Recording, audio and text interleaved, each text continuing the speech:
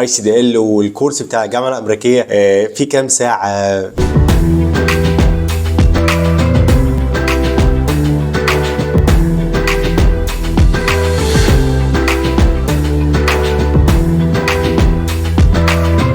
يا اهلا بالشباب، ايه الاخبار؟ عاملين ايه؟ يا رب تكونوا دايما بخير. ثانك يو ان انت فاتح عباية نيدي كوتشنج. وفي الفيديو ده هعرفك يعني ايه اي سي دي ال والكورس بتاع الجامعه الامريكيه في كام ساعه، نظام التدريس فيه هناك ازاي، اونلاين ولا اوف لاين، في انهي فرع، التحرير ولا التجمع. طب يعني ايه اي سي دي ال اصلا؟ طب الاي سي دي ال بتوفر ايه؟ طيب ايه الامور بتاعه الكورس والفيز بتاعته كام؟ وكل المعلومات دي هعرفها لك في الفيديو اللي جاي. يلا بينا.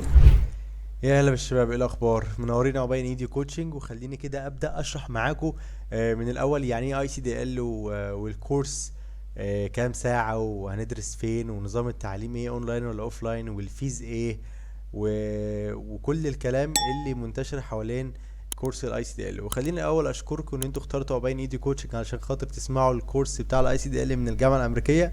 ومبسوط جدا ليك ان انت اهتميت ان انت تظبط الاي سي تي سكيلز عندك علشان خاطر تطور من مهاراتك وتشتغل في الشركه اللي حاببها، او انت كمان عايز الاي سي دي ال عشان مدرس ونظام الترقيات بتاعتك فرض عليك انك تاخدها، او حتى بتعمل ده سيلف ستادي عشان تكون موجوده عندك في السي في. خليني في الاول اشرح يعني ايه اي سي دي ال.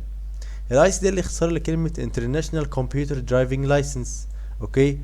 وخليني اقول برضو ان الكورس في الاي يو سي اتس سيرتيفيكت برضو، بس هو سيرتيفيكيشن بريباريشن، هو تحضير ان انت تمتحن اختبار الاي سي دي ال في احد الاماكن الموثوقه ان انت تمتحن فيها الاي سي دي ال. وفي الجامعه الامريكيه برضو هيقولوا لك تمتحن فين وتاخد السيرتيفيكيشن المعتمده منين، من الاي سي دي ال نفسهم، اللي هم بيدوك اللايسنس ان انت تكون لايسند، ان انت مؤهل ان انت تستخدم الحاسب الالي في الحاجات اللي هتتعلمها. اوكي. فحبيت انوه على الحته دي ان ده سيرتيفيكيشن بريباريشن، بس طبعا هيعلمك كل حاجه، وتعلم تستخدم اكسل، وورد، باوربوينت، وتعلم تستخدم برضو باقي البروجرامز بتاعت الام اس سكيلز اللي اتكلمت عنها في حاله الاي سي تي. طيب دي الانفورميشن بتاعت الكورس. اوكي. اي كورس في الاي سي هتلاقي الانفورميشن هنا بتاعت الكورس جنب الاسم بتاع الكورس. طيب التايب بتاع الكورس ده ايه؟ ده هو سيرتيفيكت، بعد ما تخلص هتاخد سيرتيفيكت. اوكي. الديوريشن بتبقى 45 ساعه. 45 ساعه يعني 4.5 سي اي يوز، والسي يوز ده دولت هما continuing education unit، عدد الساعات المستمرة، التعليم المستمرة. فالواحدة فيهم بتساوي 10 ساعات، فالواحدة السي اي يو الواحدة اوكي بتساوي ايه؟ 10 ساعات. يعني لو قلت لك ان الكورس ده 3 سي اي يو زي الانجليش، يبقى 3 يبقى 30 ساعة. اوكي. الديوريشن بتاعته 45 ساعة. والسبجكت كمبيوتر سكيلز ده في الحته بتاعه الكمبيوتر سكيلز. اللوكيشن تقدر تاخده في التحرير، وتقدر تدرس الكورس في النيو كايرو برانش اللي هو في التجمع.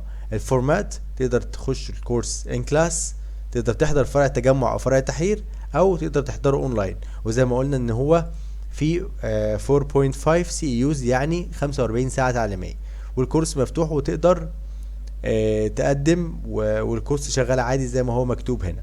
طيب البروجرام اوفر فيو هنا بيقول لك والله this program covers information and communication technology ICT اللي هو تكنولوجيا الاتصالات والمعلومات using the computer and managing files.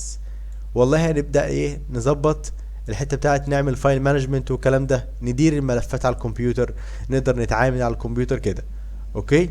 طيب الوورد بروسيسنج، نتعلم نستخدم الوورد كويس اللي هو مايكروسوفت وورد، نكتب، نظبط، نعمل ريبورت، عايزين نستخدم وورد نكتب رسالتنا، نعمل اي حاجه، هنتعلم هنا ازاي نعمل كده. السبريد شيتس اللي بتكون موجوده على الاكسل، هتتعلم تستخدم اكسل ازاي، وتتعلم تعرف المعادلات وتعرف الحاجات اللي انت بتستخدمها للاكسل، عشان خاطر لو انت بتستخدم اكسل على خفيف يعني مش الادفانسد، تعرف تستخدمه وتعرف الدنيا فيها ايه. طيب هنا بيقول لك using database. اوكي. احنا عندنا برنامج من برامج مايكروسوفت بيعمل داتابيس. لو انت عندك حضانه، عندك مدرسه صغيره، عندك بيزنس صغير، فهتعرف تستخدم البرنامج ده علشان خاطر تعمل داتابيس للبيزنس بتاعك لو هو صغير، مش اللي هو ايه لارج كوربريت يعني. طيب هتعرف برضو تعمل برزنتيشنز، هيعلمك تعمل كده ازاي على باوربوينت، هتعرف تعمل different presentations بقى وتعرف تعملها بشكل احترافي. طيب هنا بيقول لك ويب براوزنج، هتعرف ازاي بقى تستخدم الانترنت من الاول، وتعرف تسرش ازاي وتتعامل ازاي وتخش كده على العالم ده. والكوميونيكيشن بقى يعلمك بقى ايه، ازاي تتواصل مع الناس، الايميلات، تبعت الدنيا، تشوف كده يعني. اوكي، هنا بيقول لك الكود بتاع الكورس، ده الكود بتاع الكورس. والتايتل ICDL Certificate Program Preparation سوري. وهنا السي يوز قلنا ان هم 4.5. الليرنينج اوتكمز بقى ايه اللي انت تتعلمه من الكورس؟ اول حاجه know the main concept of ICT and different parts of computer. هتعرف يعني ايه ICT من الاول. اوكي، الكونسبت بتاع الانفورميشن اند كوميونيكيشن تكنولوجي، ايه هي تكنولوجيا الاتصالات والمعلومات. و different parts of computer هتعرف بقى ايه الاجزاء المختلفه بتاع الكمبيوتر. يعني من الاخر بيبدا معاك من الاول كده واحده واحده، تمهيدي كده حاجه بسيطه، وبعدين بيبدا يخش معاك فين في البرامج بقى. يعني هو لو انت محتاج تبدا خالص من البدايه ومش عارف حاجه خالص، الاي سي دي ال بريبريشن كورس في الاي سي هعرفك كل حاجه. اوكي، demonstrate competence in running and managing personal computer using Windows 7. دلوقتي الكورس شغال بويندوز 7، هيعرفك بقى ان انت الجداره بتاعتك ان انت تعرف بقى ايه تستخدم البرامج، وتعرف تستخدم الكمبيوتر بتاعك اللي هو اللابتوب بتاعك، ويعرفك من الاول خالص. اوكي، create letters and documents using Microsoft Word. هيعرفك بقى تعرف تستخدم مايكروسوفت وورد ازاي، الواجهه بتاعته فيها ايه، طب الحرف ده بيعمل ايه، طب الكلمه دي بتعمل ايه، طب عايز تجيب الكلام هنا تعمل ايه، عايز تعمل جدول تعمل ايه، كل حاجه موجوده فيه.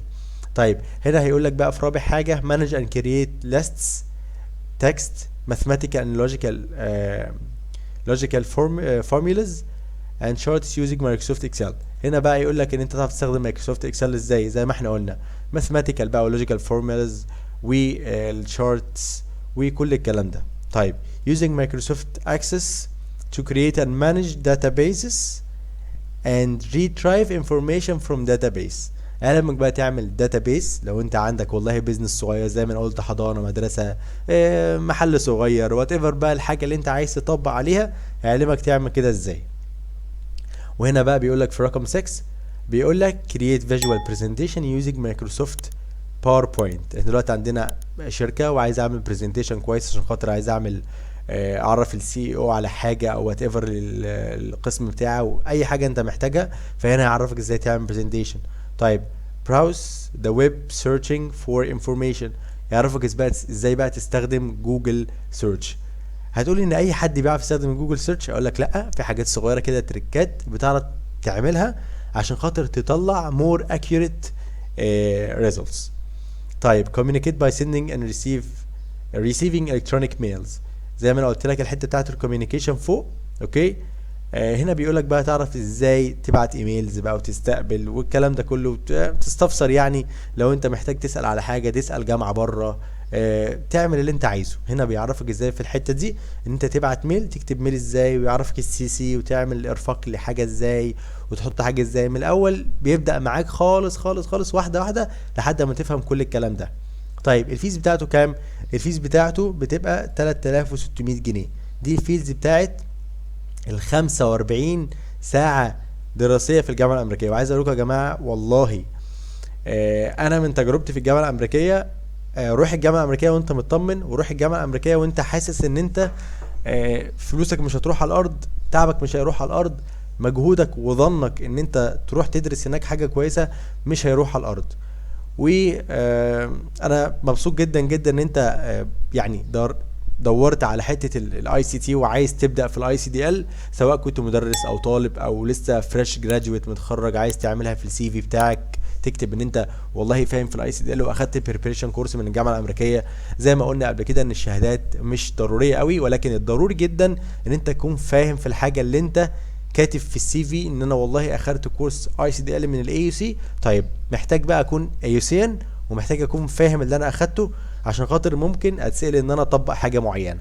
فعلشان خاطر تخش الانترفيو وتنجز نفسك بقى وتتعين وكده، محتاج تذاكر الكورس كويس، ومحتاج تذاكر الماتيريال كويس، وتكون مصحصح في الكورس علشان خاطر امورك تتظبط. وانا ممتن جدا ليك، وخلينا نكمل الفيديو. شكرا جدا جدا انك وثقت في عباية نيديو كوتشنج ان انت تشرح لك يعني ايه كورس اي سي دي ال من الجامعه الامريكيه. واتمنى تعمل سبسكرايب في الشانل وتعمل فولو على صفحاتنا، هتلاقيها موجوده تحت في الديسكربشن. واستودعكم الله الذي لا تضيع ودائعه، وابشر يا صديقي.